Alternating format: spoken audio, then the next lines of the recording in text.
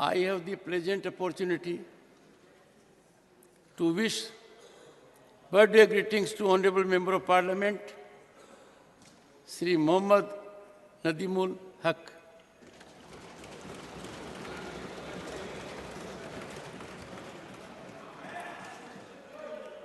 Sri Haq has been a member of this House since April 2012. He is serving his second term in the House from April 2018. He is a journalist and writer and takes keen interest in sports. Sri Haq is married to Srimati Farah Khan and is blessed with son Fardeen and daughter Farheen. On my own and your behalf, I wish him a long, healthy, and happy life. Papers to be laid on the table. Shri Kiren Rijiju ji. सभापति महोदय, राज्यसभा में आज की कार्यसूची में मेरे नाम के आगे उल्लेखित पृथ्वी विज्ञान मंत्रालय से संबंधित दस्तावेज सभा पटल पर रखने का अनुमति प्रदान करें। श्री पंकज चौधरी। माननीय सभापति जी, मैं आज की कार्यसूची में मेरे नाम के सामने उल्लेखित कागजात आपकी अनुमति से सदन के पटल पर रखता हूं। श्रीमती अन्नपूर्णा देवी।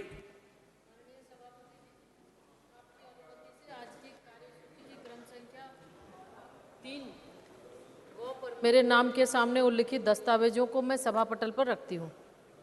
डॉक्टर सुभाष सरकार।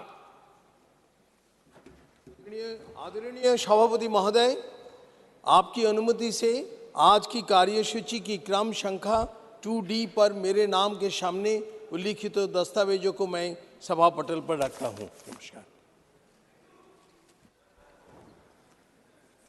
Report of the Department Related Parliament Standing Committee on Labour, Textiles and Skill Development, Shri Vijaypal Singh Tomar।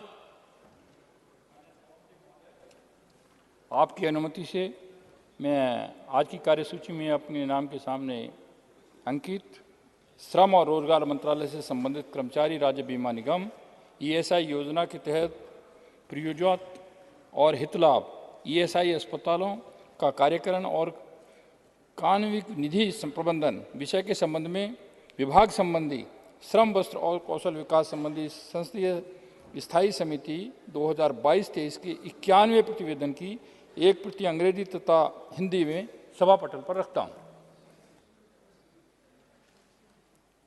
Reports of the Committee on Public Accounts, Shri Shakti Singh Gohil।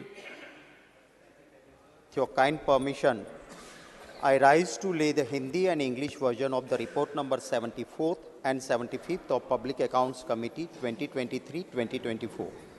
As listed against my name in today's list business at serial number 3B, 1, 74th report on groundwater management and regulation.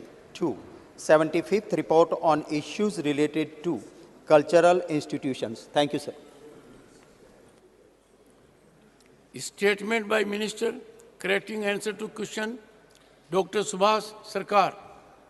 आदरणीय सभापति महोदय, आपकी अनुमति से आज की कार्यसूची के क्रम संख्या 4 पर मेरे नाम के आगे उल्लिखित कार्य में 29 मार्च 2023 को पूछे गए अतारांकित प्रश्न संख्या 3231 देश में विद्यार्थियों द्वारा की जाने वाले आत्महत्याएं के उत्तर में शुद्धिकरण के बारे में वक्तव्य देता हूं। नमस्कार। Honorable members, I have to inform honorable members that the Business Advisory Committee in its meeting held today on the 20th September 2023 has allotted time for government legislative business as follows. Consideration and passing of the Post Office Bill 2023, Time allotted 2 hours.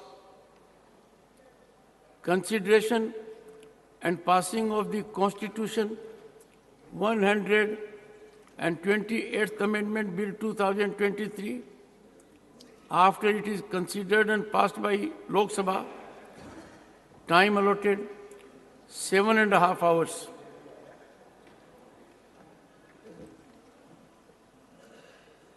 Honorable members, I may inform you that the chamber, lobby and galleries referred to in the rules of procedure and conduct of business in the Council of States Rajyasabha shall mean, honorable members may take note of it, shall mean the chamber, lobby and galleries of the Parliament House of India as notified on 18 September 2023. Honorable members may further note the lobby has extended or elongated areas that are to be used as sitting lounges by the honorable members. Accordingly, the said areas shall also be included in the definition of lobby for the purpose of the rules.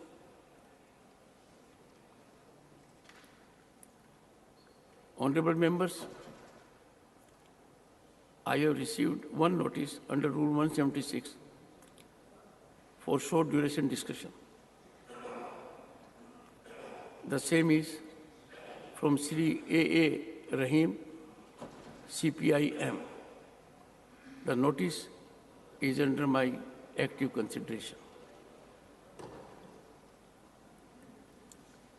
Honorable members, it gives me immense pride that we are going to have a discussion on the achievements of Bharat in space exploration to commemorate the glorious accomplishments of our space scientists.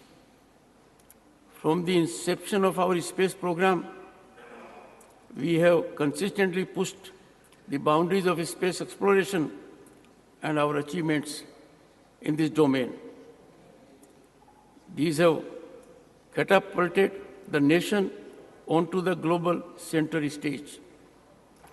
From Chandrayaan missions to the Moon, Mars, orbital mission, Mangalyaan, and Aditya L1 solar exploration, India has shown to the world that the sky is not the limit, it is just the beginning.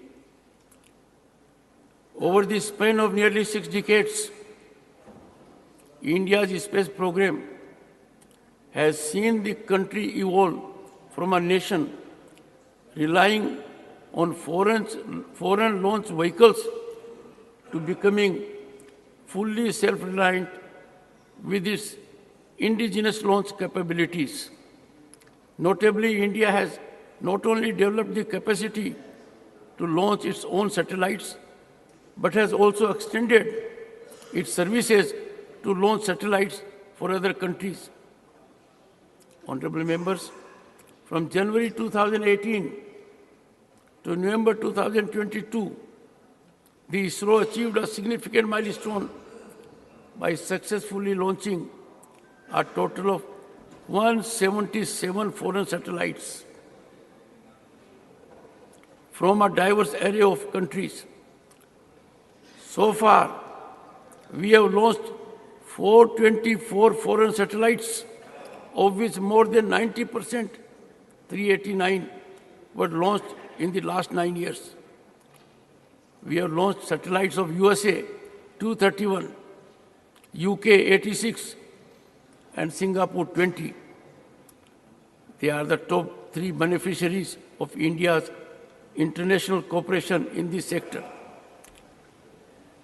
Having diligently attended to our country's development needs through our space endeavors and enhancing communication infrastructure to enabling remote sensing and weather forecasting, it is only but natural that we now decisively turn our focus towards the uncharted realms of planetary exploration and deep space missions. With the latest successful Chandrayaan-3 mission, India's space agency, ISRO, has etched its name in the annals of space exploration. India is only the fourth country in history to have soft-landed a spacecraft on the moon, and the first to have done so in the moon's south polar region.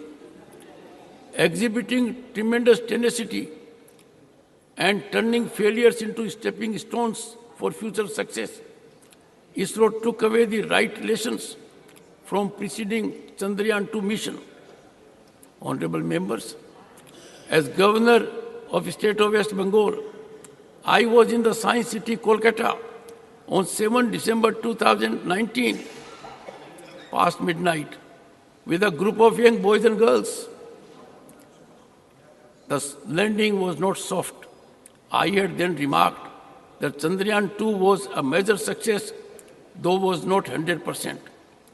The lessons we had learned from this mission helped us to see ultimate success in Chandrayaan-3. With this achievement, India is now a member of the Artemis Accords, the US-led multilateral initiative to place humans on the moon by 2025, and subsequently advance human space exploration throughout our solar system's broader vicinity. Honorable members, our achievements reach beyond the lunar surface.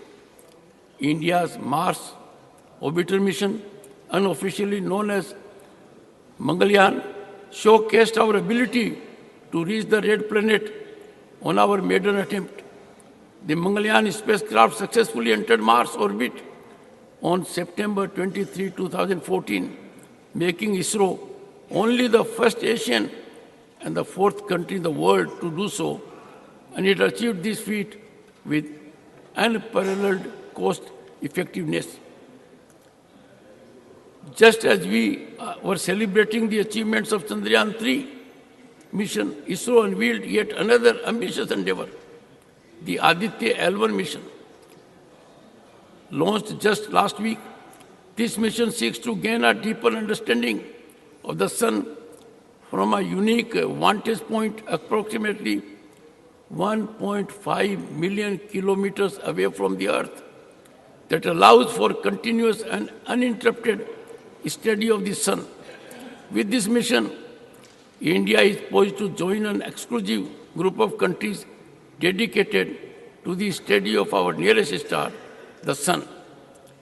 Following its successful missions to explore the Sun and the Moon, ISRO has an array of exciting future endeavors.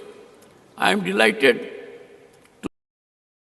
to know that it is now setting its sights on the second most scorching planet in our solar system, Venus. Chandrayaan-1, ISRO's upcoming spacecraft, will likely be launched by end of December 2024. Our scientists and engineers have meticulously crafted Chandrayaan-1 to withstand the extreme conditions of Venus and to operate under the most challenging circumstances. With 3 more launches on the horizon, spanning this year and the next, ISRO is positioned advanced Earth monitoring, demonstrate advanced capabilities for precision proximity operations in space, and explore some of the most enigmatic objects in the universe. Having said that, honorable members, I believe ISRO's journey into space exploration has been nothing short of extraordinary. Its achievements in reaching uncharted territories in space garnered international attention. What truly sets ISRO apart, however, is its ability to achieve these remarkable feats at a fraction of the cost when compared to some of the world's other major space agencies, such as NASA and the European Space Agency, ESA. Emphasis on indigenization of critical components and reducing reliance on imports has been a critical aspect of its cost-effective approach and has indeed sparked discussion within the international space community. Taking a giant leap forward, a brighter, more innovative and economically robust future in space exploration, the Indian space policy of 2023 welcomes private enterprises into the realm of space exploration. It acknowledges that the private sector possesses the innovative spark, the entrepreneurial spirit, and the financial acumen to propel India's space ambitions to greater heights. The implications, honorable members, of this decision are profound. India's journey in space exploration is indeed a matter of national pride. As we look forward to many more chapters of discovery, innovation, and global collaboration in the thrilling saga of space exploration, let us celebrate Bharat's unstoppable journey to greatness. I now invite the Honorable Leader of the House, Shri Piyush Goyal, to initiate the discussion on India's glorious space journey marked by successful soft landing of Chandrayaan 3.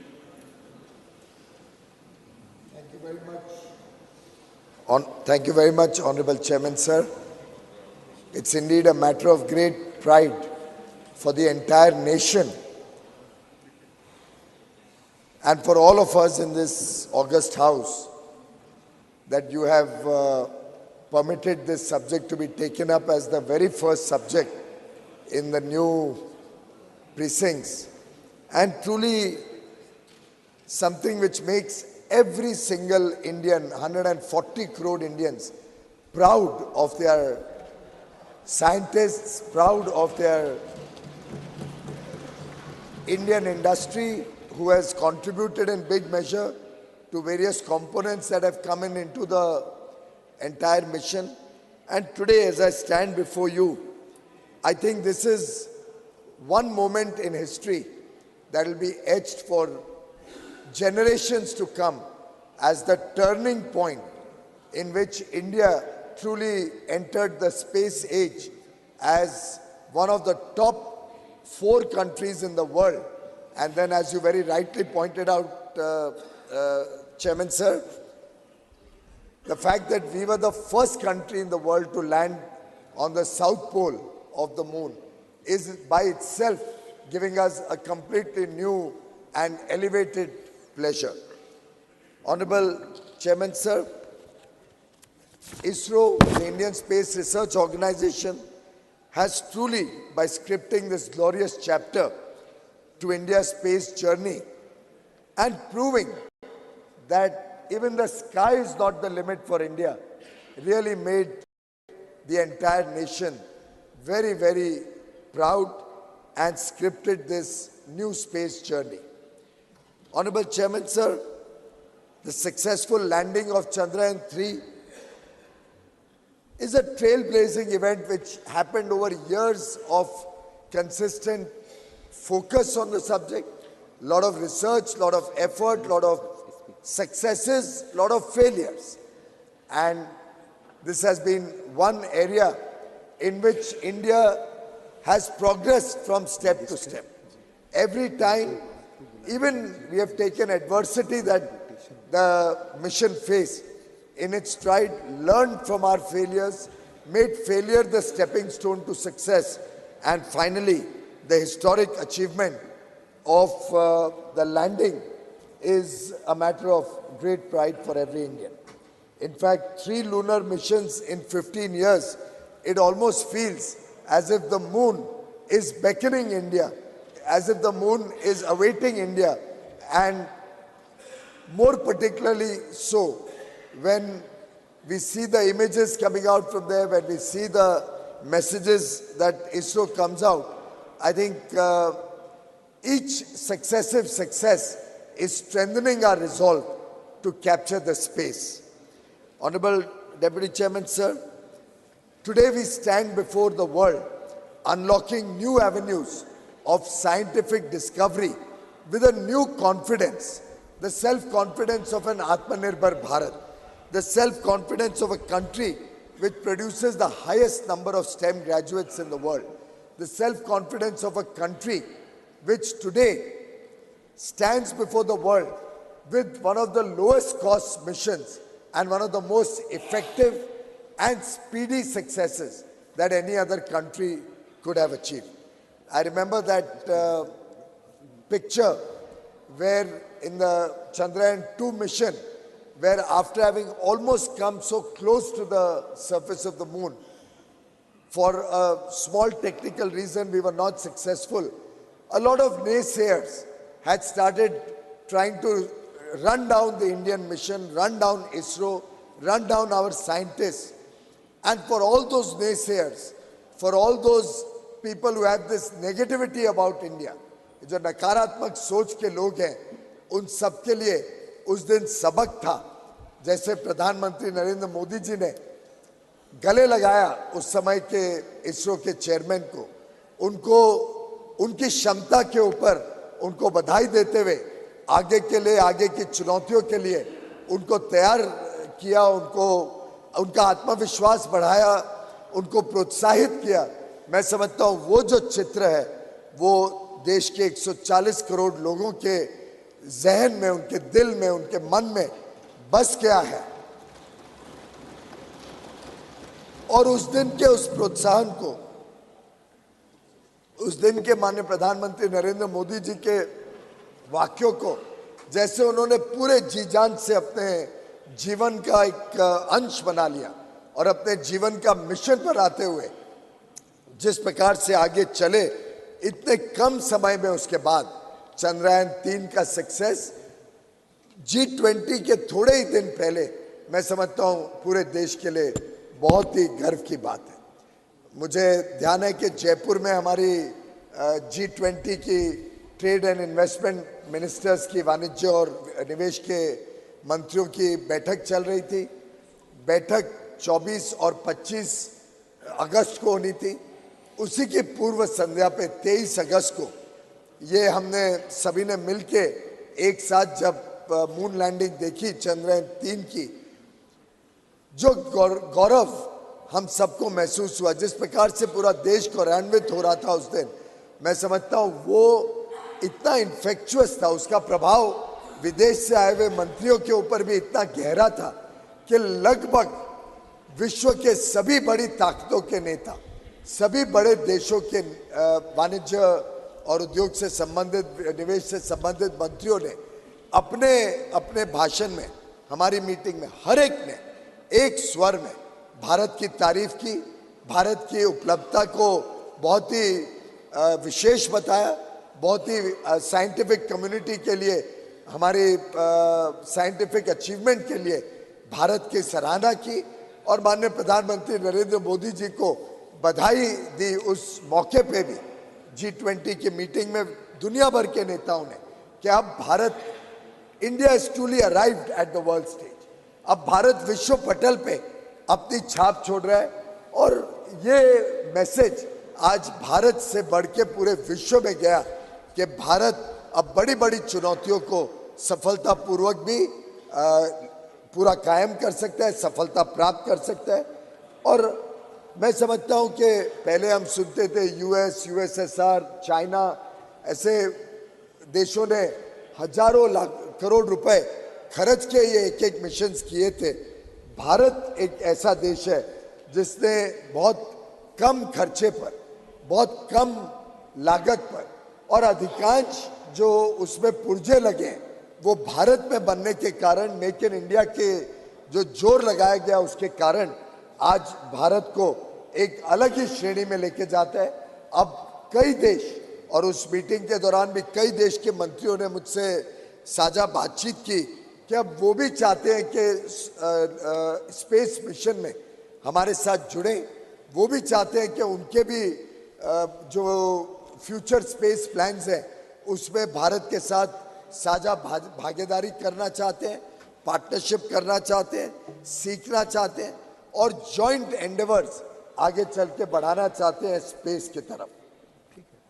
माननीय उपसभापति महोदय, जो दोनों mission life हुए, lander और rover के, इसका जो सराहना हमने अलग अलग पत्रकारों में देखी, उसके 3 प्रमुख जो उद्देश्य थे, the 3 main objectives of Chandrayaan-3, वो तीनों इतनी सफलतापूर्वक, इतने प्रिसिशन से, एग्जैक्ट 6:04 पे जो लैंडिंग हुई, वो तीनों जो हमारे लक्ष्य थे, एक था कि सेफ एंड सॉफ्ट लैंडिंग हो मून सरफेस के ऊपर, दूसरा था कि हम डेमोन्स्ट्रेट कर सके, दिखा सके रोवर ऑपरेशंस, जो मून पे रोवर बाहर निकला और उसने जो ऑपरेशंस करी, और ऑन साइट एक्सपेरिमेंट्स जो लूनर सरफेस पे करने थे, ये तीनों पे 100% सफलता प्राप्त करना, ये हम सबका सौभाग्य है। और मैं अपने पूरे सदन के मेंबर्स की तरफ से आपके माध्यम से प्रधानमंत्री नरेंद्र मोदी जी को, जो टीम स्पेस और साइंस एंड टेक्नोलॉजी की केंद्र में और राज्यों में इस विषय के ऊपर चिंता करती है, और जो पूरा इसरो की टीम है जिसने इस पे दिन रात मेहनत करके, विशेषकर जो हमारी महिला साइंटिस्ट हैं, उनको मैं विशेष करके धन्यवाद भी देता हूं, उनको बधाई भी देता हूं। हमने देखा है गत दिनों में कैसे महिला साइंटिस्ट ने एक प्रमुख भूमिका निभाई है हमारे अलग अलग स्पेस मिशंस में, और ये महिला साइंटिस्ट आज वास्तव में भारत का गौरव बनी है, और मुझे लगता है हम उसका एक प्रकार से उनको धन्यवाद के रूप में तोहफा आज लोकसभा में, और उम्मीद करते हैं कि वहाँ से पास होके आज रात तक आ जाए यहाँ, तो कल राज्यसभा में हम जब महिला आरक्षण पास करेंगे, कॉन्स्टिट्यूशन अमेंडमेंट बिल पास करेंगे, मैं समझता हूँ एक सही मायने में हमारी बहनों के लिए, हमारी माताओं के लिए, हमारी छोटी बिटियाओं के लिए, जिन्होंने इतने बड़े लक्ष्य प्राप्त करने में अपना अमिट छाप छोड़ी है, इतना बड़ा योगदान दिया है, वो भी एक पूरे देश और विश्व को मैसेज जाएगा कि ये देश बहुत कृतज्ञ देश है, ये देश महिलाओं के सम्मान करने में कोई कटौती नहीं करता, और आगे चल के महिलाओं को और बड़े रूप में इस देश के विकास के प्रवाह में जोड़ने के लिए अहम कदम उठा रहे हैं। माननीय उपसभापति महोदय, ये जो विक्रम लैंडर था, जो प्रज्ञान रोवर था, और जो प्रोपल्शन मॉड्यूल था, ये भारत में बना। मुझे याद है 2014 में जब मेक इन इंडिया का माननीय प्रधानमंत्री जी ने आह्वान किया था, तब कई सारी टिप्पणियां आती थी कि ये मेक इन इंडिया सफल नहीं हो रहा है, मेक इन इंडिया में क्या हो रहा है, क्या नई चीज करी। पीछे भी हाल में भी कुछ दिनों पहले एक नेता का बयान मैं पढ़ रहा था, जो एक प्रकार से बड़े ओछे शब्दों में बहुत छोटे स्तर पर मेक इन इंडिया के मजाक उड़ाने की कोशिश हो रही थी। मैं समझता हूँ हमारे इस मिशन ने, चंद्रयान-3 ने और इसरो की कामयाबी ने एक पूरी तरीके से सिद्ध कर दिया कि भारत में बना हुआ सामान, भारत में बने हुए पुर्जे, भारत में बने हुए अलग अलग जो इस पूरे मिशन में कंपोनेंट्स लगे, इक्विपमेंट लगा, इसने इस देश को नई ऊंचाइयों तक पहुंचाया। और आज पूरा विश्व भारत की तरफ देखता है, जब वो देखते हैं कि हमें मैन्युफैक्चरिंग कैपेबिलिटीज चाहिए, हमें टैलेंट चाहिए, हमें स्किल्स चाहिए, तो उनको एक देश जो नज़र आता है, विश्वसनीय देश, एक विश्वसनीय साझेदारी में भाग लेने वाला पार्टनर, तो वो भारत है। और भारत के ऊपर आज विश्व की भी निगाहें टिकी हुई है, विश्व का विश्वास बना हुआ है। माननीय उपसभापति महोदय, अगर हम डिज़ाइन कैपेबिलिटीज़ देखें, तो जो डिज़ाइन कैपेबिलिटीज़ डेवलप हुई हैं चंद्रयान-3 के दौरान, उससे हमें आगे चल के बहुत लाभ होगा। और हमने अलग अलग तरीके से देखा है कि स्पेस टेक्नोलॉजी का लाभ भारत की विकास यात्रा में सिर्फ स्पेस नहीं, लेकिन हमारी लोकल डेवलपमेंट में भी बहुत बड़ी तरीके से लाभ देता है। जैसे कि माननीय सदस्य जानते हैं, आप भी भली बात है, आपने देखा है पीएम गति शक्ति, ये क्या है?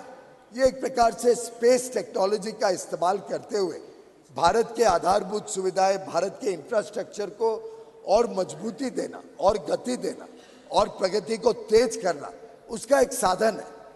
पीएम गति शक्ति में स्पेस टेक्नोलॉजी इस्तेमाल करके अलग अलग लेयर्स ऑफ टेक्नोलॉजी, अलग अलग लेयर्स ऑफ डेटा जो तैयार किया गया, जो स्पेस से मैपिंग की गई, और इसका काम माननीय उप सभापति जी, प्रधानमंत्री जी जब मुख्यमंत्री थे, गुजरात के मुख्यमंत्री थे, आज से 12-14 साल पहले उनके मन में एक कल्पना आई थी कि स्पेस टेक्नोलॉजी का मैक्सिमम इस्तेमाल भारत में कैसे किया जाए, भारत कैसे लाभ ले सकता है स्पेस टेक्नोलॉजी का।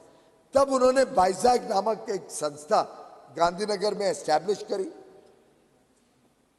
और वाइजैक के माध्यम से ये शुरुआत करी कि कैसे भारत के आगे के भविष्य के विकास यात्रा में आधुनिक सुविधाएं और सफलतापूर्वक हम भारत को एक international centre for manufacturing, trade and business बना सके। लाखों करोड़ों लोगों को नौकरियां देने के लिए जो हम काम कर रहे हैं, उसके लिए स्पेस टेक्नोलॉजी का इस्तेमाल करने का जीता जागता उदाहरण अगर कुछ है तो पीएम गति शक्ति है।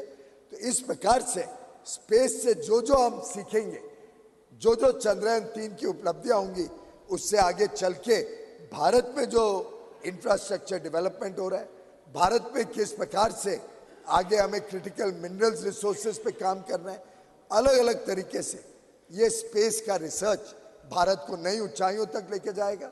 और मेरा विश्वास है कि इस उपलब्धि में हम सब मिलके जो आगे के बड़े एम्बिशियस प्लान्स हैं, जो योजनाएं हैं, जो हमारी दूरदर्शी सोच है देश की कि कैसे स्पेस टेक्नोलॉजी और हमारे स्पेस मिशंस भारत को आगे लेके जाने में काम करेंगे।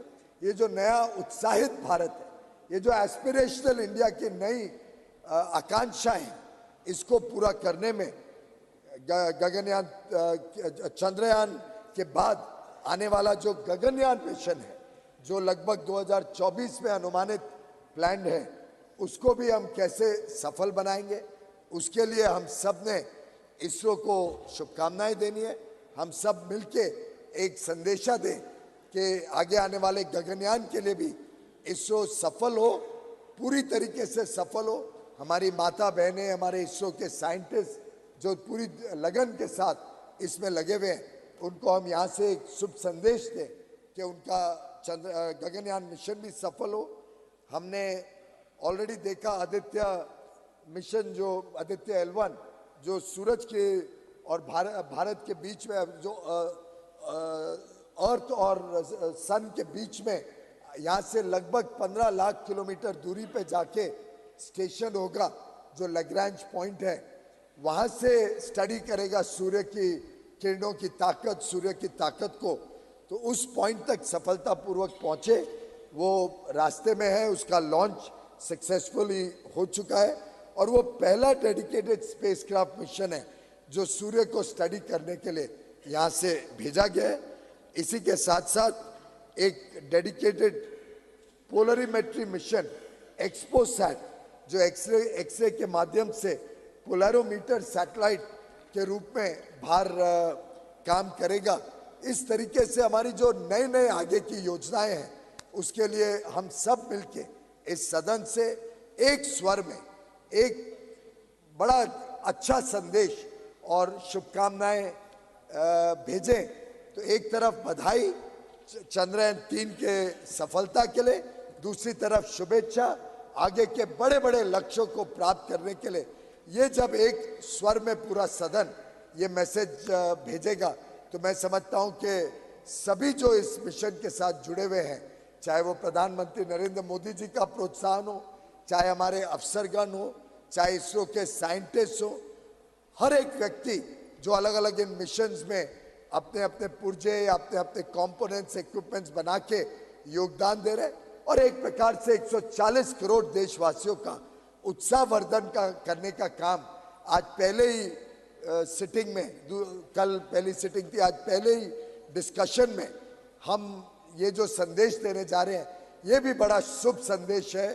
कल यहाँ पे महिलाओं को आरक्षण देने का काम भी मैं उम्मीद करता हूँ कि सर्वसम्मति से जब ये सदन पास करेगा, पारित करेगा, तो दो शुभ संदेश, एक तरफ यहाँ का हमारा प्रवेश, आज का ये चंद्रयान 3 का बधाई का और शुभकामनाओं का मैसेज इसरो को, और तीसरा कल महिलाओं को, हमारी माता बहनों को आगे की जो लेजिस्लेटिव भारत की प्रवाह है, जो भारत के आगे आने वाले दिनों में अमृत काल में विकसित भारत बनाने की जो जर्नी रहेगी, उसमें हमारी माता बहनों का, महिलाओं का आरक्षण देके इस सदन पार्लियामेंट में और ज़्यादा योगदान मिले, उसके लिए जो हम कदम उठाने जा रहे हैं, मैं समझ पार्लियामेंट, लोकसभा में और असेंबलीज में, दोनों में जो हम कदम उठाने जा रहे हैं, ये तीनों ये शुभ संदेश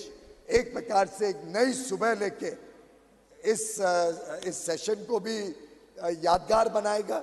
ये नई सुबह देश की अमृत काल की यात्रा में भी हम सब के लिए ऐतिहासिक क्षण बनेगी और हम सब इसके साक्षी हैं, हम सब इसमें भाग ले रहे हैं।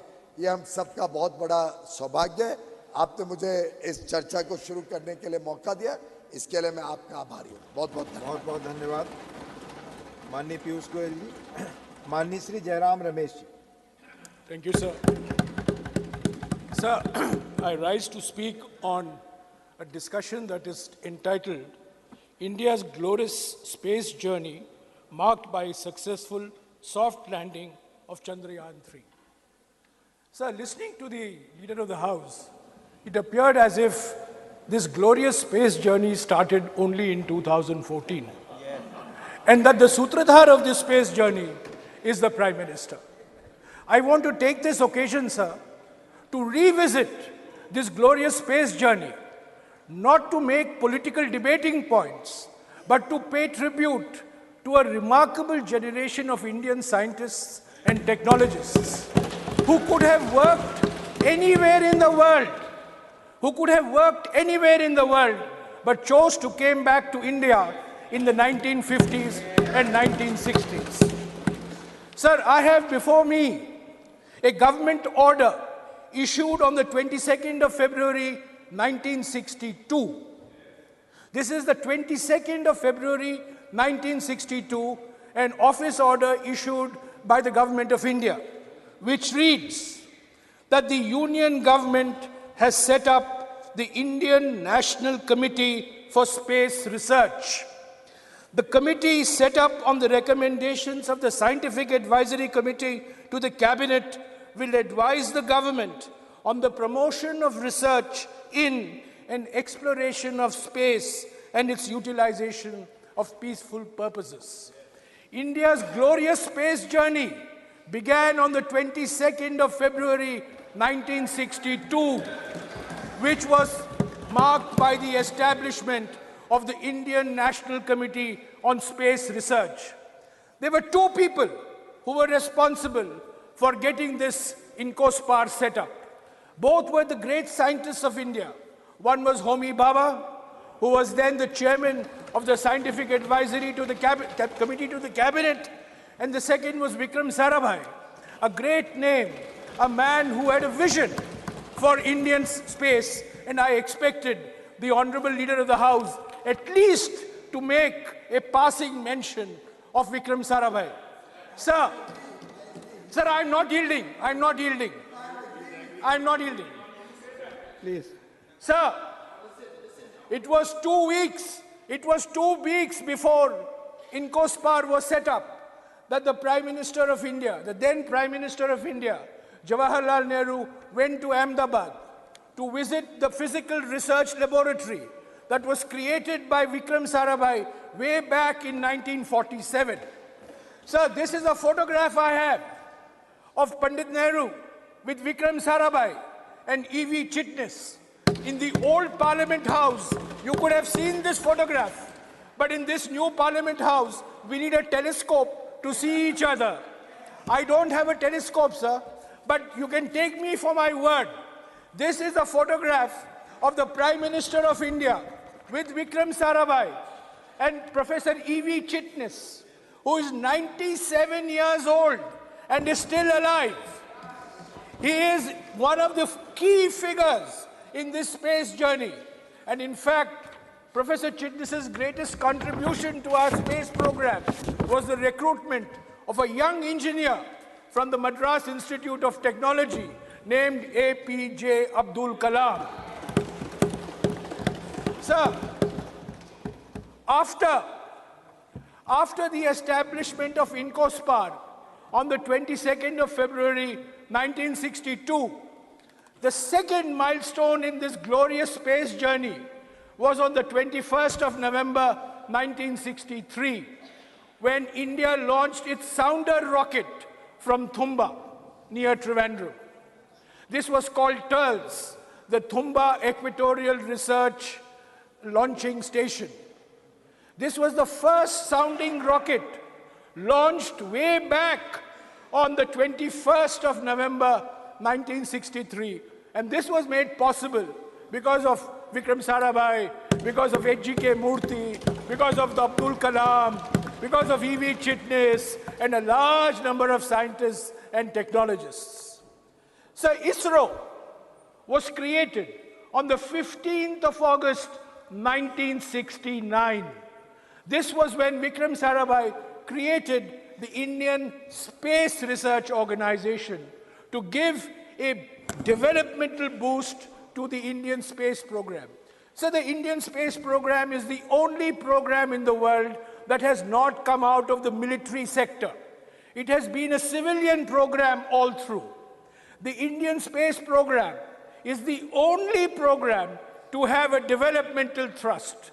The use of space for remote sensing, the use of space for rural development, the use of space for communication, for weather forecasting. This is being the hallmark of India's space program going back to the creation of ISRO on the 15th of August 1969. So, on the 25th of December 1971, unfortunately Vikram Sarabhai passed away very suddenly at the young age of 52. He died of a heart attack in Kovalam Beach near Trivandrum. The Indian space program was then faced with a huge crisis. It had lost its Karta Data. It had lost its Nirmata. It had lost its visionary, Vikram Sarabhai, who had lived and dreamt of India as a space power. It was then that the then Prime Minister of India, Indira Gandhi, took what I consider to be the most important step that has made India the space power that we are all proud of today. So she wrote a letter to an Indian scientist who was then taking a sabbatical at the famous California Institute of Technology in Pasadena in California. The name of this scientist is Satish Dhawan, and it is in his honor that our launch center in Sriharikota is called the Satish Dhawan Launch Center. So, Indira Gandhi wrote a letter on the 7th of January 1972, and I wish to quote a few lines from this letter. This is the Prime Minister of India writing, "Dear Dr. Dhawan, Vikram's sudden and tragic death has deprived our entire space research program of leadership. You are aware of the heavy investment we have made in it. The 10-year profile of the development of space shows the extent of our commitment. We cannot afford to allow the entire organization to crumble. I should like you to accept the stewardship of our space program, which I am proposing to separate from the Atomic Energy Commission. Till 1972, space and atomic energy were together. But it is in 1972 that space gets separated from the Atomic Energy Commission. It will be for you to structure this new organization. Please let me know urgently when I may expect you to return and what arrangements you would like us to make for the interim period. I hope you will respond to an emergency situation in a sensitive area of national importance." This is a letter written by the Prime Minister of India to a scientist taking a sabbatical in California, who was then the director of the Indian Institute of Science, Satish Dhawan. So Satish Dhawan immediately accepted the offer of the Prime Minister. He put some conditions that he would like ISRO to be headquartered in Bangalore.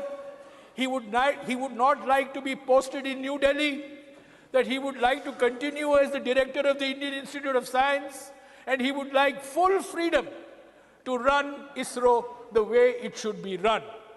The Prime Minister of India accepted and acceded to all these conditions.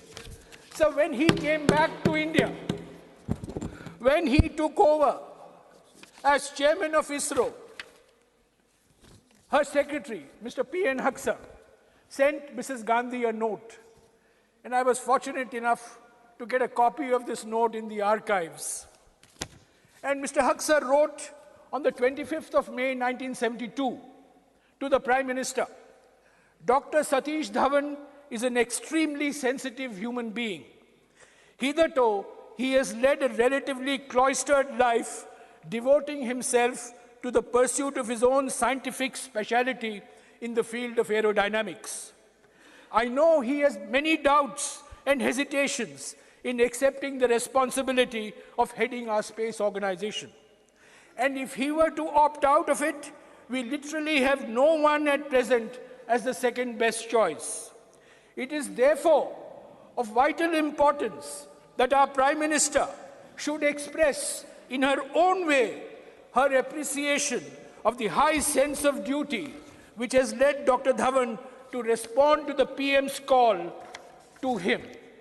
It is equally necessary to say that Dr. Dhawan will continue to receive her personal support in sorting out any problems he may run up against any administrative and other fields, and that Dr. Dhawan should not hesitate in coming to the Prime Minister, and that he will always have direct access.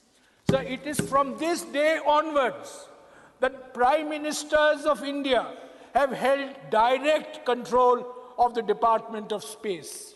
It is from this day onwards that the chairman of ISRO, the chairman of the Space Commission, the Secretary Department of Space, three roles combined in one individual, have only reported to the Prime Minister and nobody else. So the glorious space journey that the leader of the House wants us to believe started in 2014. The first milestone was on the 22nd of February, 1962. The glorious journey that the leader of the House wants us to believe started in 2014, had its second milestone on the 15th of August, 1969, with the creation of ISRO.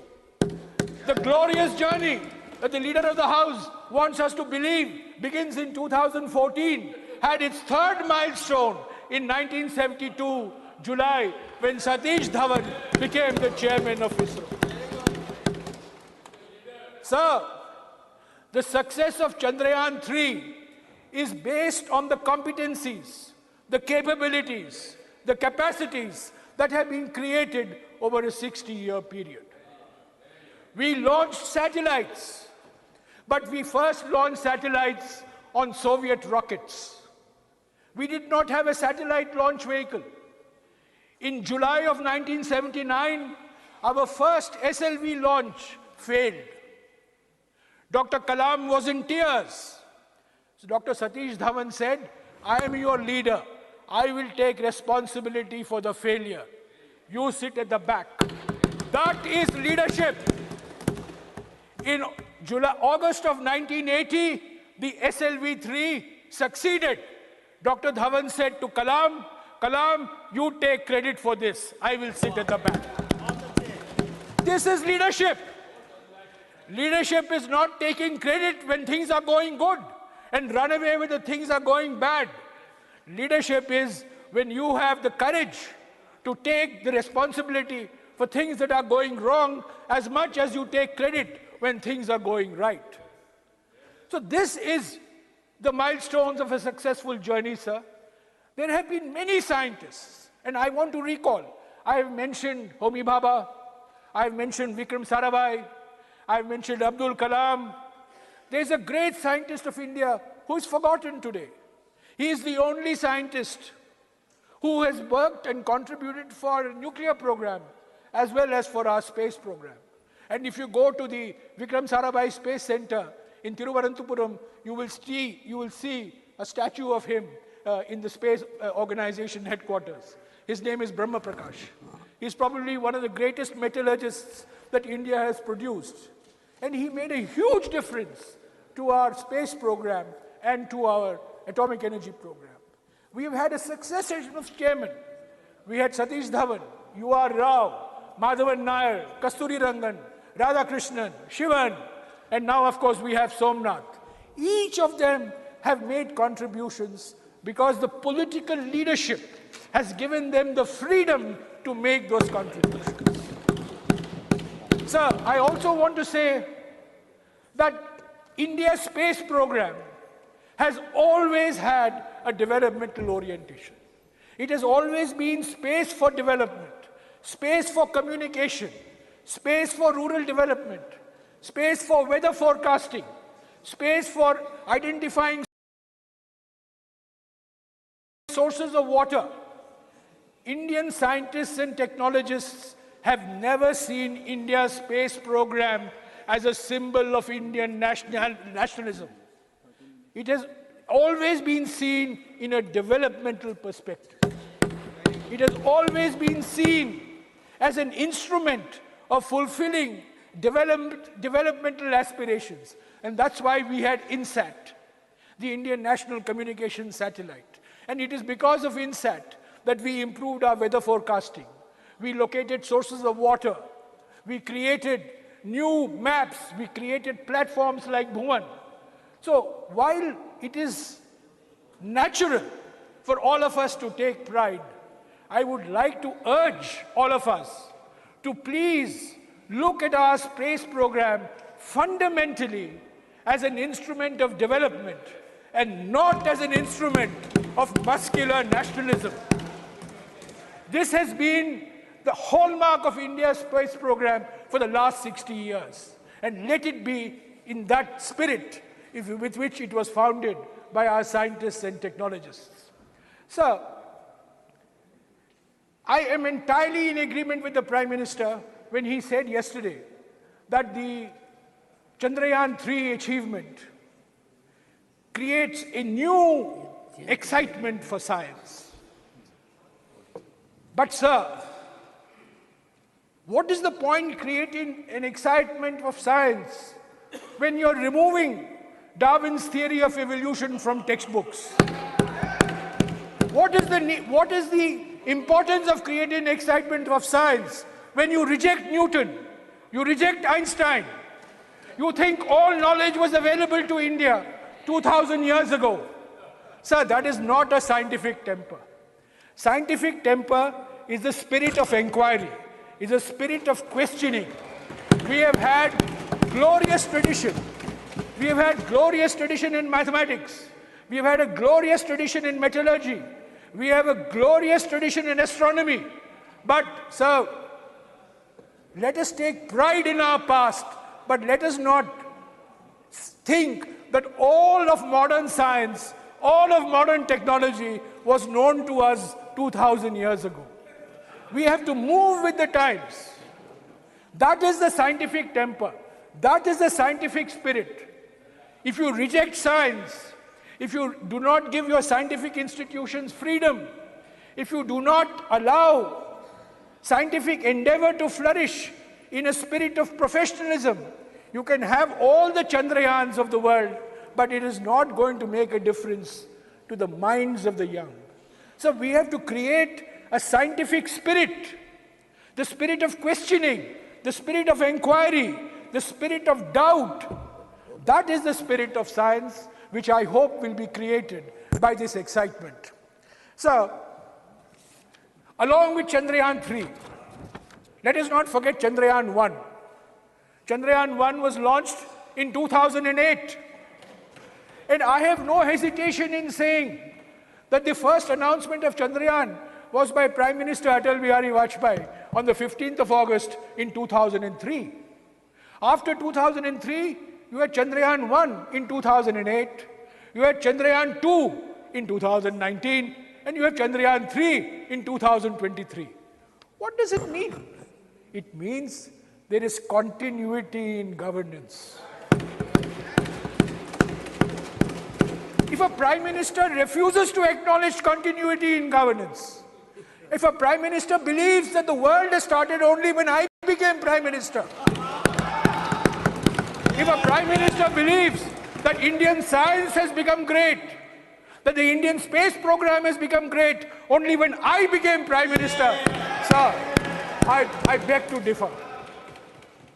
Let us take, along with Chandrayaan-1, Aditya L1, which was also a great success. We have not mentioned it in your resolution. But this Aditya L1, the solar laboratory, which was launched 1 week after Chandrayaan-3. So when did Aditya 1 start? Aditya 1 started in the year 2006. It took 17 years for Aditya L1.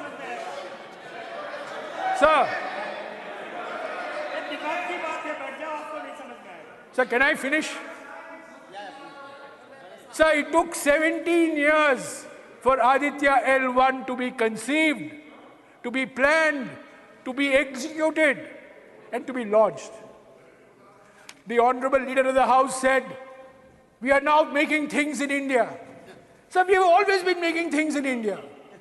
Larsen & Toubro, Walchand Nagar Industries. There are so many Indian companies I can think of which have been associated with the Indian space program going back to the 70s.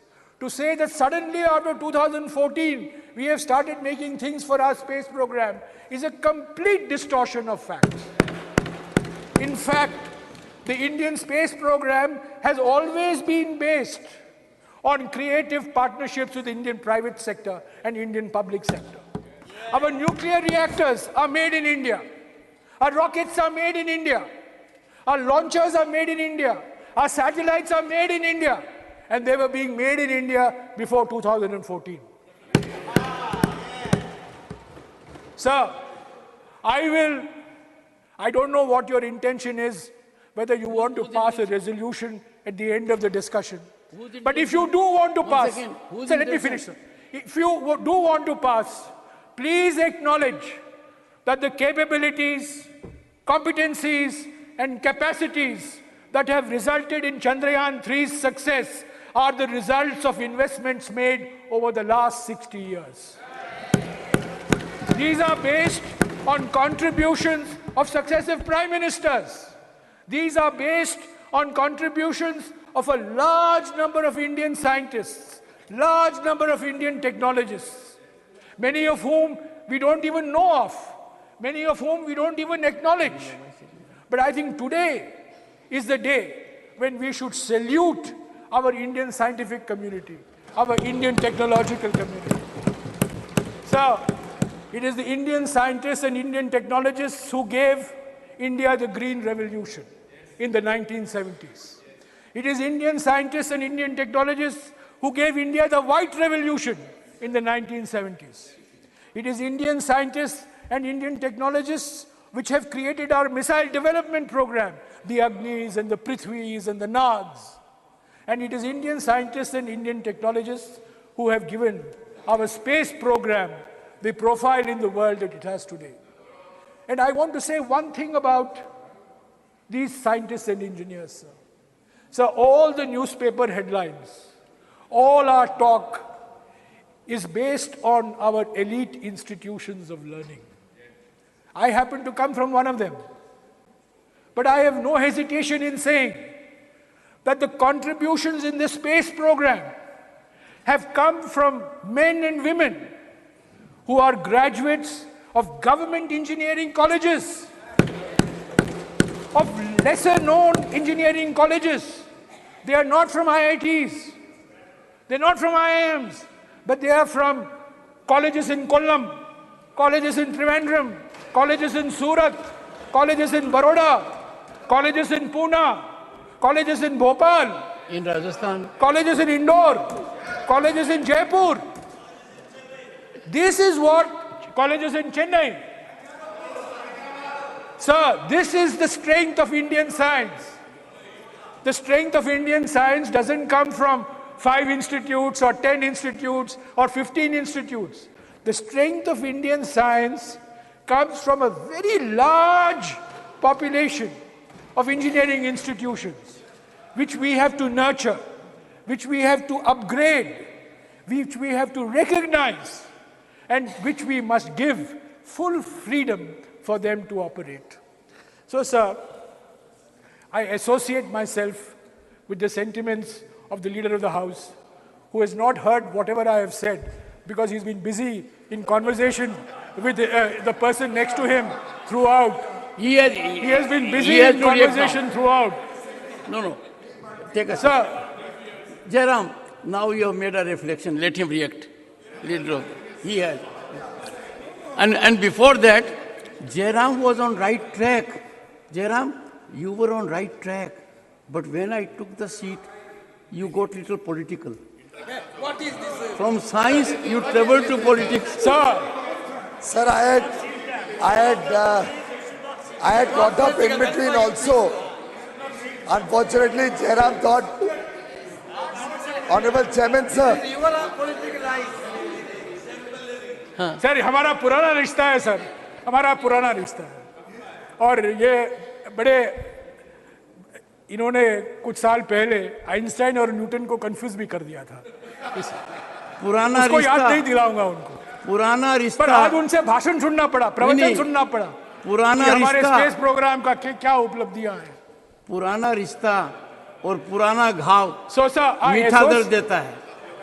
Sir, I associate myself with the Leader of the House. We acknowledge, we salute, we applaud ISRO, the past members of ISRO family, the present members of ISRO family. We congratulate our Indian scientists. We congratulate our Indian technologists. I am sure that many more achievements are there in the years to come. But sir, I will only end by pleading that we need to give our scientific and technological institutions full freedom. We need to give our scientific and technological institutions full independence and professionalism. And we need to free our scientific and technological institutions of any political patronage and political interference and political intervention. So let us on that thought, acknowledge the glorious space journey that we have had. And let us also acknowledge the milestones that we have gone through, even though the Prime Minister and the Leader of the House may choose to airbrush them away from history. They are a fact of life. They cannot be erased from history. They are very much part of our space journey. I thought that it is important for me to remind the House where we have come from, the journey that we have taken, the achievements that we have had, the people who have contributed, rather than fall victim to this new impression that has been created that this entire accomplishment of Chandrayaan-3 and Aditya L1 is the result of only one individual. Thank you, sir.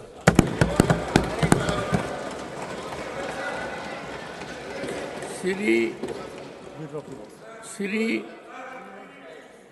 Jawar, okay. Got up as soon as Jairam initiated, and you're right, he started on the right track. I had got up, unfortunately, he did yield. Only to say I fully agree with him and associate with him when he was talking about the journey. But now, since he has also taken it to a political level, I have only two comments to make, sir. Of course, the journey is extremely important. We have all assembled here. We are all going to speak about various aspects of the journey, and we have many other speakers who will be delving on who played what role, who provided what kind of funding support, who made this whole mission really get the kind of speed and scale that made it a success.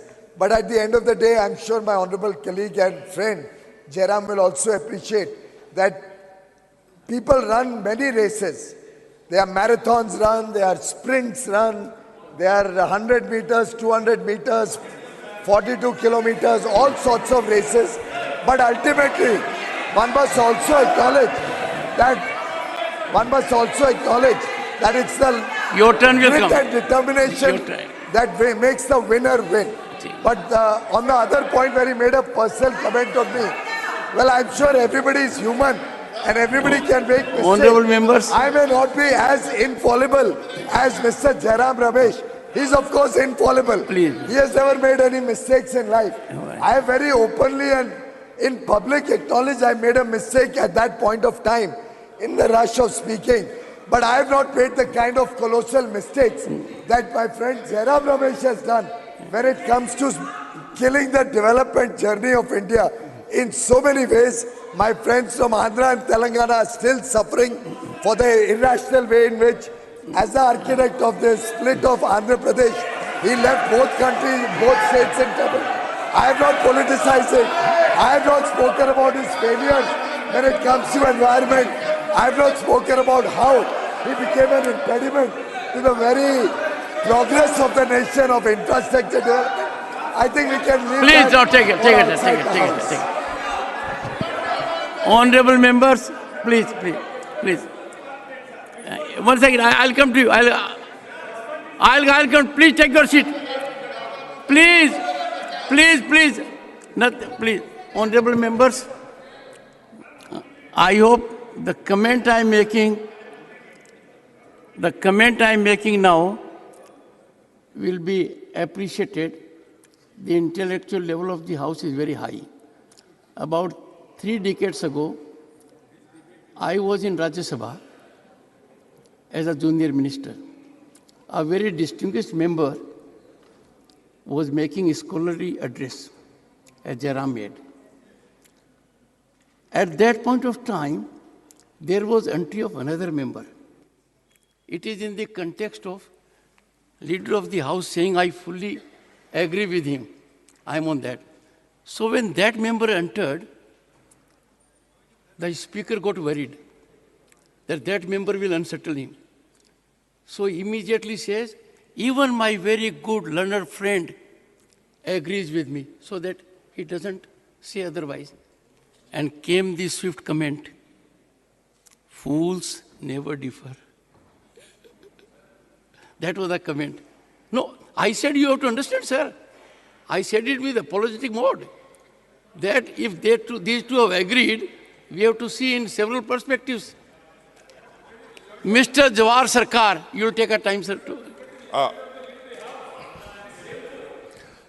Sir, No, what did you say, sir? One second. One second. look at the rejoinder of the leader of the House No. after such a brilliant speech, bringing in Telangana and division of Andhra Pradesh. Honorable Sir, that's members. actually shameful. One second. No, it He is took a deleted. punt at me, I took a It is punt at him. deleted. Where is the shamefulness? Where is Please. the shamefulness? I Use think it, between it's two deleted. friends, don't come in the way of that. The comment is not on record. And honorable members, after a long time, we had a good debate. After a long time, the people were informed. Maybe there is a political put which will be there both sides and all sides. But after a long time, we are on track. And therefore, we must appreciate it. My comment, light comment was in that direction only. Let us, please. No. I'll look into it. But all I'm saying is, after a long time, we have had some return to a situation where outside people will get some knowledge. They will get inspired. All sides. You want to say something, ma'am? Yes, ma'am. Well, one of the greatest artists, and I have admired her for a long time, several decades. If she associates with sentiment, it's a great positive gain for all of us. Mr. Jawar Sarkar, and he brings on the table huge bureaucratic experience. Mr. Jawar Sarkar. Thank you, sir. As I can't see any clock, I hope my time starts now. Sir, the first point that I would like to make is across the House. 21 minutes.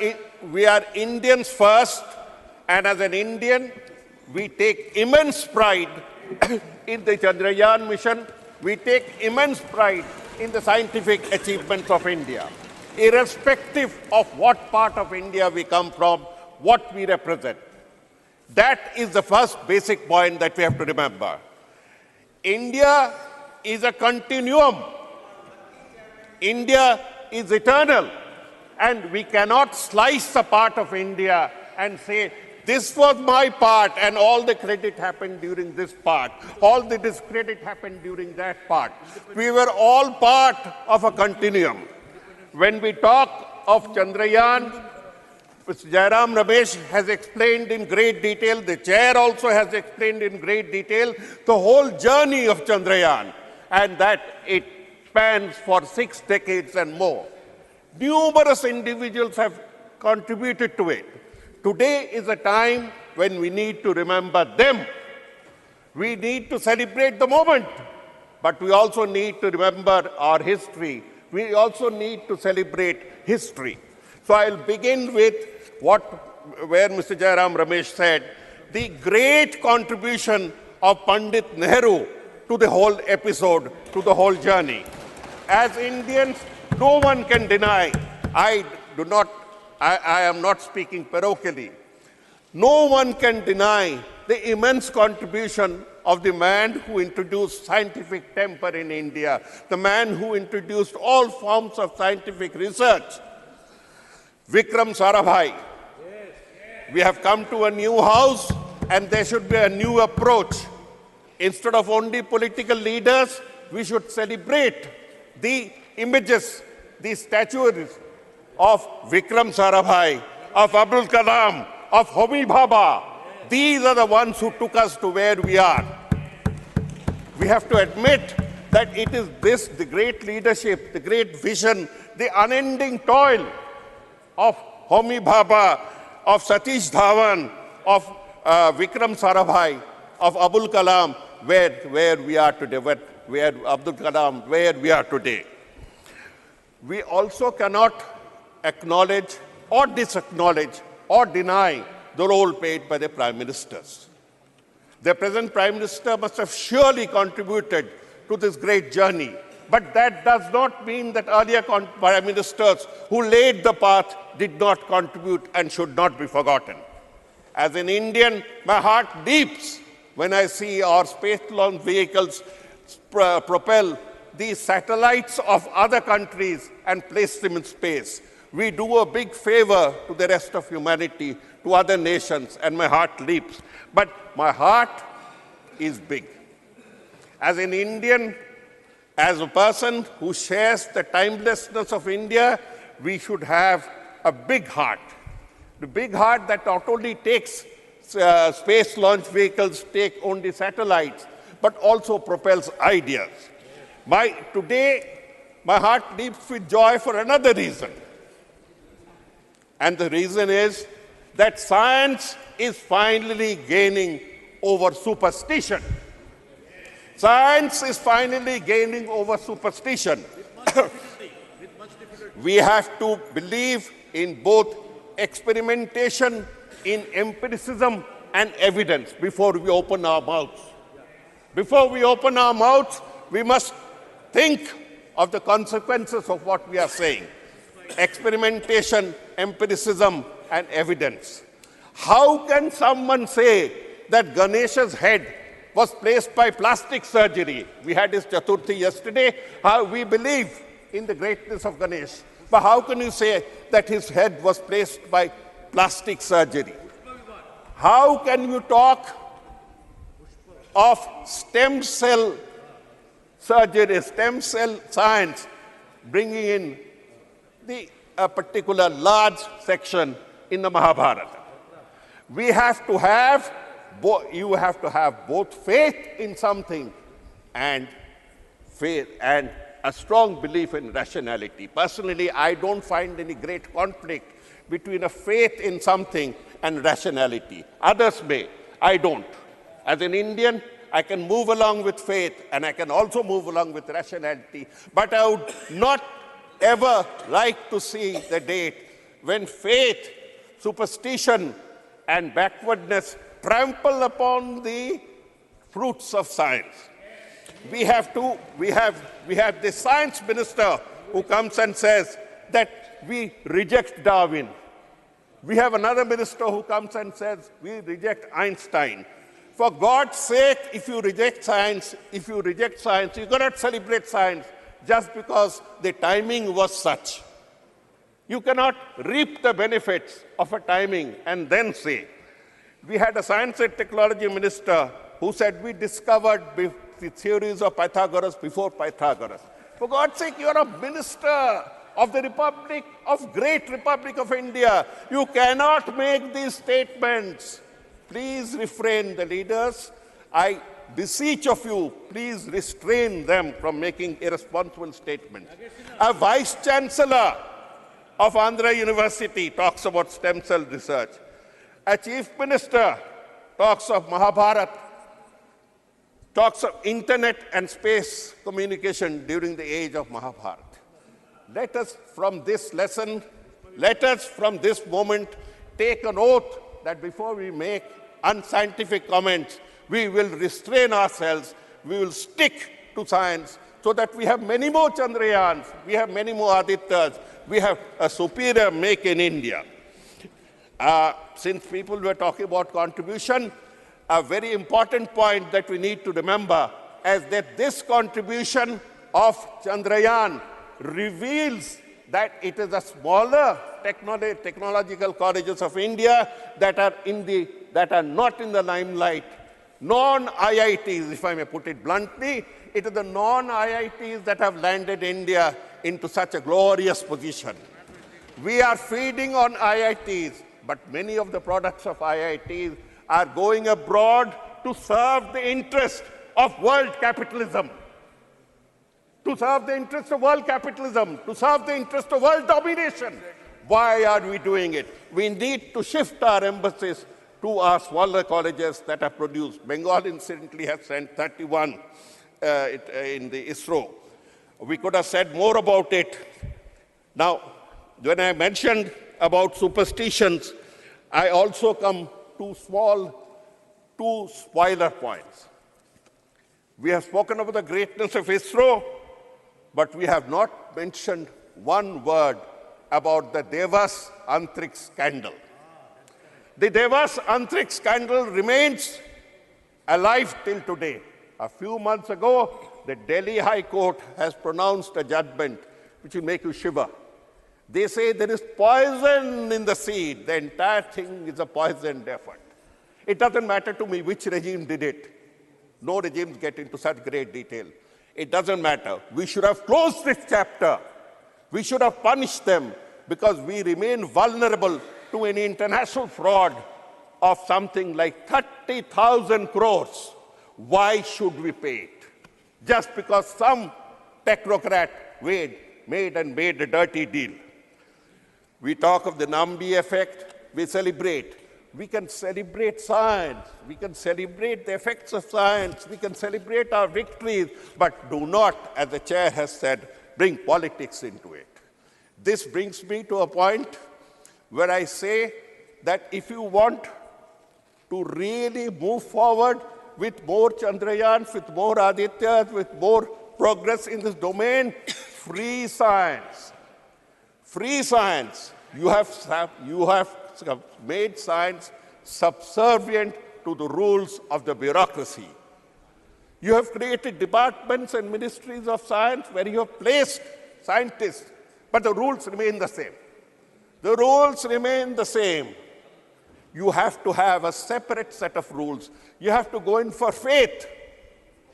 You have to allow them to function, not shackle them with bureaucratic rules. My heart leaps when I hear that India has joined the 6 nations for the National Quantum Mission. This National Quantum Mission will take India forward. Whether X regime stays or Y regime comes or the Z regime goes, it doesn't matter. This permanent contribution to the quantum mission will take India forward. We should move higher. We already have moved high on the innovation index. In the world over, they look at us to see how much we have innovated, not how much we have talked. How many patents have we filed? This is hard fact. And we have actually gone up, but we need to go further up. This is where the focus should be. The tragic point about Indian science is that even the budget of ISRO has been cut by 8%. The tragic point of Indian science, the tragic part of Indian science is that we do not contribute enough to R&D, research and development. It's an international shame. I am saying, Minister Sirs, it's an international shame, because when we make claims, we must substantiate claims. Our contribution of the GDP to research and development is 0.65%, out of which 4% is contributed. 4% is contributed by the state sector, that is the government sector, and only 0.2% is contributed by the corporate sector in India. It is this same corporate sector that you have allowed a 4 lakh crore remission. I am repeating, you have remitted 4 lakh crores by way of taxes from 2019. What have you got in return? Can you make them contribute 0.5% more? 0.5% more? When we talk, this is the remission of income tax, what we call the corporation tax.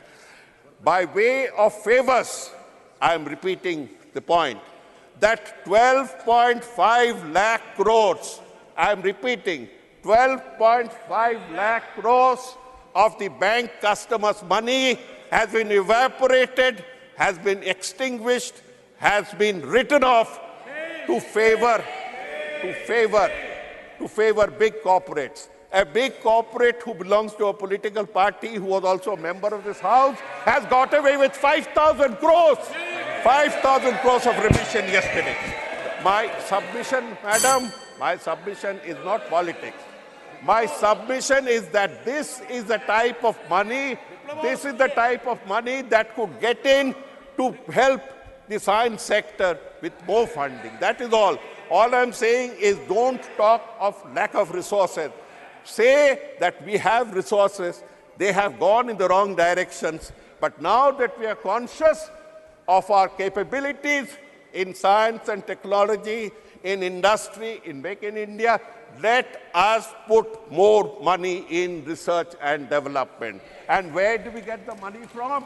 I have mentioned already the 5,000 crores that has been remitted. Do not permit these things to go on. We have had a long discussion on the space mission. We have had an erudite discussion by Jairam Ramesh, by the Honorable Chair, by the Leader of the House. I thank all of you, but we should have found time not only for space and the moon, but also for Manipur. We have had no time at all to discuss Manipur. With these words, I thank you, and I support the resolution in favor of congratulating Indian science as a whole for several generations. Thank you.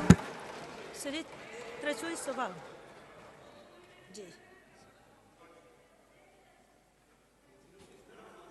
Thank you, Madam Chairperson.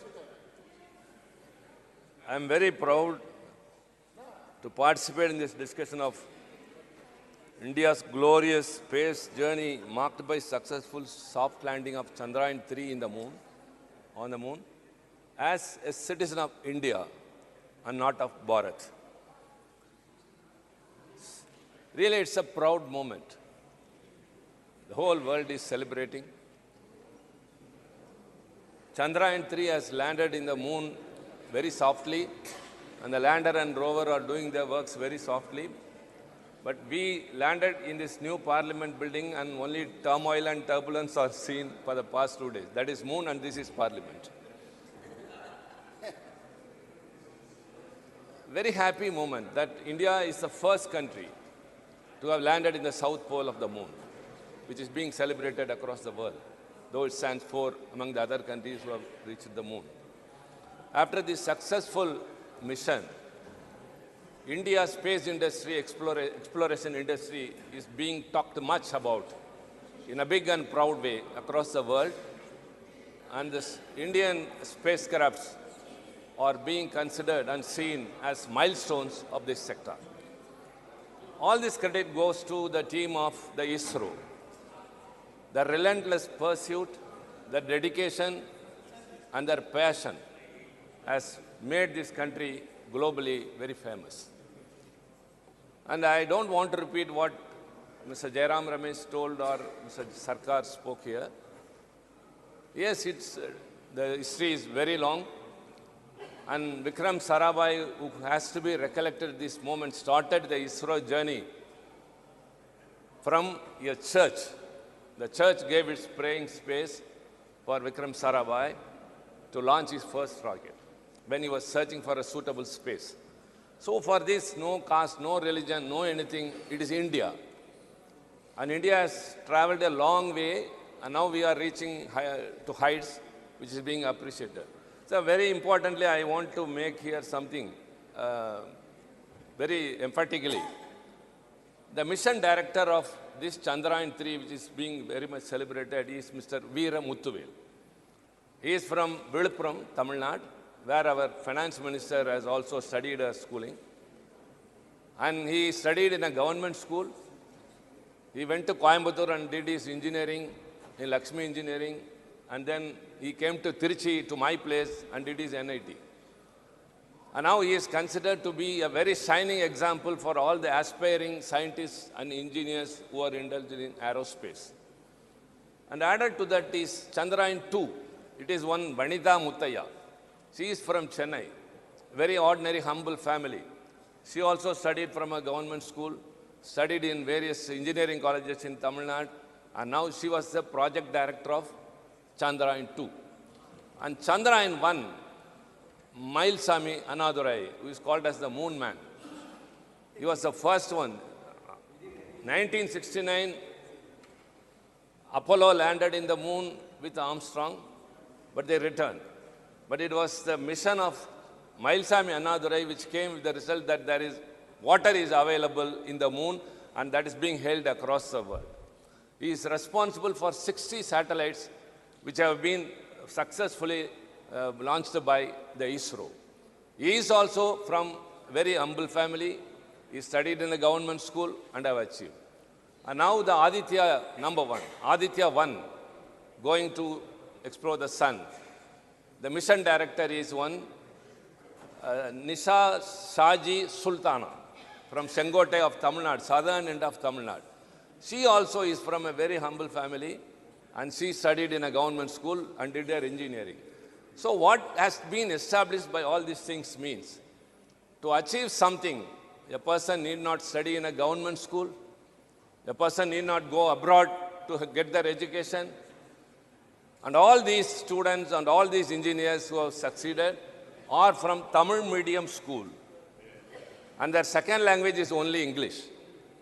So to reach the space, Veera Muthuvel, the successful mission director of Viluppuram, started from Viluppuram and landed in the moon without Hindi and Sanskrit.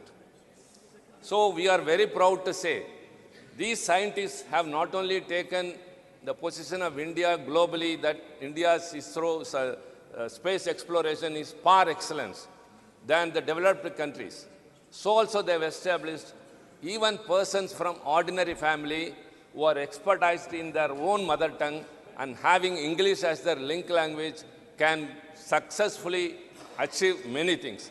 So this is a very, very important thing we have learnt in this, and we have to compliment every one of the scientists. Sivan, who was the former chairman of ISRO from Kanyakumari, and now the chairman, Mr. Somnath, all have made us very proud.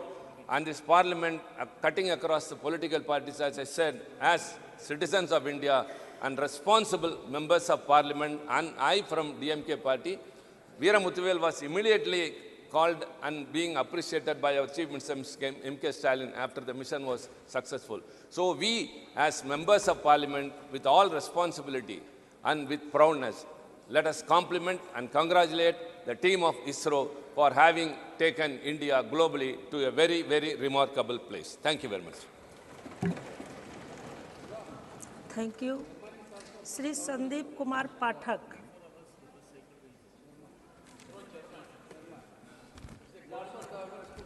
बहुत बहुत धन्यवाद chairman sir. आज मैं पूरे देश को बधाई देना चाहता हूं इस बहुत ही महत्वपूर्ण सफलता के लिए, और सबसे ज़्यादा उन वैज्ञानिकों को और उन लीडर्स को जिन्होंने इस पे कंट्रीब्यूट किया है। आपको ये बताना चाहूँगा कि स्पेस मिशन की शुरुआत स्वतंत्रता से बहुत पहले हो गई थी। कलकत्ता में प्रोफेसर मित्रा थे, सीवी रमन साहब थे, और आते आते स्वतंत्रता के बाद फिर विक्रम साराभाई और होमी भाभा, इन लोगों ने एक ऐसी लीडरशिप, साइंटिफिक लीडरशिप की नींव रखी जो आने वाले समय में आज इसरो का जो आज स्वरूप देखने को मिल रहा है उसका एक प्रमुख कारण थे। 1960 में ही सबसे पहले इंडियन नेशनल कमेटी बनी थी, बाद में फिर उसका नाम इसरो किया गया था, जो जयराम जी ने बड़े डिटेल्ड में इसके बारे में बताया है, उस पर मैं नहीं जाऊंगा। लेकिन ये जानना बहुत ज़रूरी है कि इसरो सबसे पहले डिपार्टमेंट ऑफ एटॉमिक एनर्जी के अंडर आती थी और बाद में फिर उसको डिपार्टमेंट ऑफ साइंस में बनाकर अलग किया गया और होमी भाभा को उसको सेक्रेटरी बनाया गया और विक्रम साराभाई जो साइंटिस्ट थे उनको इसका प्रमुख बनाया गया इस इंस्टीट्यूट का। ये सबको जानना चाहिए कि 10 इंस्टीट्यूशन के बिल्ड होने के 10 साल के अंदर ही सबसे पहला सैटेलाइट इसरो ने लॉन्च कर दिया था, जो अपने आप में एक बहुत बड़ी बात है। 20 साल होते होते जो सैटेलाइट लॉन्च व्हीकल होते हैं इंडिया ने वो तैयार कर लिया था और 20वें साल के पहले ही अपने खुद के व्हीकल से अपने सैटेलाइट लॉन्च करने शुरू कर दिए थे। GSLV, PSLV ऐसे लॉन्च व्हीकल हैं जिसमें देश के ही नहीं दूसरे देशों के भी जो सैटेलाइट है उसको अंतरिक्ष में स्थापित करने का काम कर रही है, विदेशों के उनके लिए भी। प्रश्न आज ये नहीं है, मूल प्रश्न को समझना पड़ेगा। मूल प्रश्न क्या है कि भारत ने स्पेस साइंस में इतना अच्छा कैसे कर लिया। आज कई सारे दूसरे संस्थाएं हैं, दूसरी संस्थाएं हैं, उन दूसरी संस्थाओं को क्या हुआ, वो कहां पीछे रह गए। इसरो ने ऐसा क्या, भारत ने ऐसा क्या किया स्पेस के क्षेत्र में जो इतना आगे कर लिया। सबसे महत्वपूर्ण चीज होती है एक व्यक्ति, मैं भी साइंटिस्ट हूं, मैंने राजनीति में आने से पहले साइंस किया है, मैं अच्छी तरह से समझता हूं इस बात को। किसी एक साइंटिस्ट से ज्यादा महत्वपूर्ण होता है संस्था, और उससे भी महत्वपूर्ण होता है उस संस्था को बनाने वाले लीडरशिप की। आज संभव है कि हम सबके राजनीतिक मूल्य और राजनीतिक रूप से एक दूसरे से मतभेद हो सकते हैं, लेकिन आज अगर पंडित जवाहरलाल नेहरू को याद नहीं किया गया तो वो बेमानी होगी। आपको मैं याद दिला दूं, आजादी के बाद हमारे देश की परिस्थिति ऐसी थी कि कई जगहों पर खाने के लिए पर्याप्त अन्न भी नहीं थे। जब देश में पर्याप्त अन्न भी नहीं था, उस समय कोई व्यक्ति कैसे ये सोच सकता है कि पैसा स्पेस साइंस में लगाना है। राजनीतिक रूप से उनको बहुत विरोध हुआ होगा निश्चित रूप से, लेकिन उन सारे विरोधों को अलग रखते हुए उन्होंने अपनी राजनीतिक दूरदृष्टता और स्पष्टता दिखाई। इसको कहते हैं लीडरशिप। उन्होंने ऐसी लीडरशिप, आज अगर आप देखें कि भारत में और पाकिस्तान का सबसे, जहां भारत है और जहां पाकिस्तान है, उसका मूल कारण क्या है कि भारत को आजादी के बाद पहले प्रधानमंत्री के रूप में पंडित जवाहरलाल नेहरू मिले और पाकिस्तान को पहले प्रधानमंत्री के रूप में जिन्ना मिले। यही एक दो मूल कारण है कि पाकिस्तान आज कहां है और भारत आज कहां है। हमारे कई सारे मतभेद हो सकते हैं, जरूरी नहीं है कि हम हर चीज में सहमत हो, लेकिन साइंस और टेक्नोलॉजी में जो नेहरू जी ने जो काम किया उसको पूरे देश को, पूरा देश उसको मानती है और उनकी लीडरशिप को आगे बढ़ाने के लिए हम सबको अनवरत रहना होगा। आपको फिर विजन क्या था जब ये इसरो को बनाए? विजन ये नहीं था कि छाती पीट पीट के दूसरों को अपनी ताकत का एहसास कराना है। विजन ये नहीं था कि अपने आप में ताकत एकत्रित करना है। विजन ये था कि साइंस और टेक्नोलॉजी को जनमानस के हित में कैसे उपयोग किया जाएगा। यही एक उद्वेलित और अंडरलाइन रीजन था जिसके कारण नेहरू जी ने इस पर भरोसा दिखाया था। आज जितने भी आप देखते हैं, चाहे मौसम विभाग से संबंधित जानकारी हो, कम्युनिकेशन टेक्नोलॉजी हो, और कई सारे क्षेत्रों में स्पेस टेक्नोलॉजी ने जो कंट्रीब्यूशन दिया है, उसके कारण ही आज दूसरे साइंस के क्षेत्र में भी हम आगे बढ़ पाए हैं। लेकिन यह भी देखना पड़ेगा कि क्या नेहरू जी अकेले कर पाते वो? क्या राजनीतिक परिस्थितियां अकेले अलाउ करती? संभव नहीं है। सरदार पटेल जी भी थे, उन्होंने देश में उस समय राजनीतिक स्थिरता लाई। अंबेडकर भी थे, जिन्होंने कॉन्स्टिट्यूशनली इस देश को एक ऐसा महान कॉन्स्टिट्यूशन दिया। तो एक टीम वर्क होता है, किसी भी देश के विकास के लिए टीम वर्क सबसे महत्वपूर्ण होता है, जो आज मुझे लगता है गैर राजनीतिक दलों में भी और अपने खुद के राजनीतिक सभी दलों में भी इस तरीके की टीम वर्क का अभाव है। विजन बड़ा साफ था कि साइंस एंड टेक्नोलॉजी का उपयोग देश के हित के लिए करना है। एक और महत्वपूर्ण चीज है, नींव का पत्थर अगर सीधा लगता है तो बाकी के पत्थर भी सीधे लगते जाते हैं और दीवार सीधी होती है। अगर नींव का पत्थर ही टेढ़ा लग जाए तो कोई कोशिश कितनी भी कर ले, दीवार फिर सीधी नहीं होती है। इसलिए हमारे पॉलिटिकल लीडर्स की, जिनमें नेहरू जी तो शामिल थे ही, उसके बाद इंदिरा गांधी जी ने भी बहुत कंट्रीब्यूट किया, फिर अटल बिहारी वाजपेयी जी ने भी जो कंट्रीब्यूशन दिया वो अभूतपूर्व था।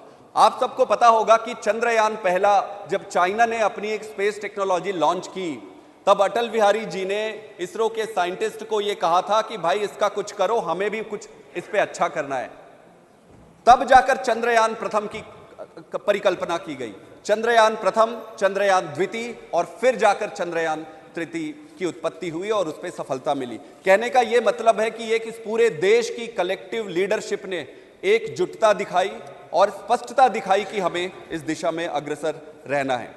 यह भी इंपॉर्टेंट चीज है, कोई भी देश आप देख ले जो विकसित है, ऐसा क्या कारण है कि देश विकसित है और ऐसा क्या कारण है कि कुछ देश अविकसित है या विकासशील है? उसका प्रमुख कारण यही है कि जिन जिन देशों में राजनीति देश के मुद्दों पर नहीं खेली जाती है, वही देश आगे बढ़ता है। कोई भी पॉलिटिकल पार्टी तो आते रहेंगे, आज एक पॉलिटिकल पार्टी, कल दूसरी आएगी, कल तीसरी आएगी, फिर कल चौथी आएगी। प्रश्न यह है कि देश से संबंधित मुद्दों पर राजनीति होनी चाहिए। जो भी देश आज विकसित है वो ऐसे मुद्दों पर राजनीति नहीं करते। जैसे मुझे प्रसन्नता है कि इस मुद्दे पर स्पेस टेक्नोलॉजी में सभी राजनीतिक दलों ने आज तक भी, प्रधानमंत्री ने जो कहा, सभी ने अपनी एकजुटता दिखाई है। इसलिए अगर विकसित देश बनना है तो नारे देने से काम नहीं होगा, सिर्फ स्लोगनियरिंग करने से काम नहीं होगा। विकसित अगर बनना है तो उसके लिए उस तरीके की व्यवस्था बनानी पड़ेगी। हम जब भी बात करते हैं